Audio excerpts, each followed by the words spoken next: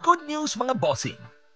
Mamimigay ng free e-tickets ang Tinbo sa iba't ibang event sa Hong Kong Fest 2025 na magaganap sa Hong Kong sa June 13 to 15, 2025. Kung ikaw ay registered Tinbo user sa Hong Kong, sundin lang ang mga sumusunod na steps para makakuha ng free e-ticket.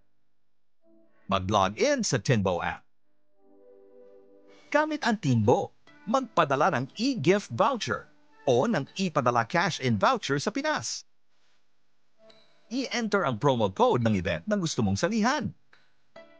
Narito ang promo code para sa bawat event.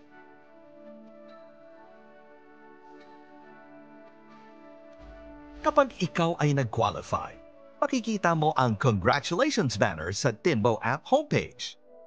I-tap ang banner para makita at ma-download ang free e-ticket mo.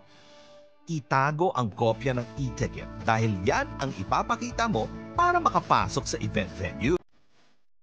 Limited slots lang, kaya huwag magpahuli sa Hong Kong Fest 2025, bossing!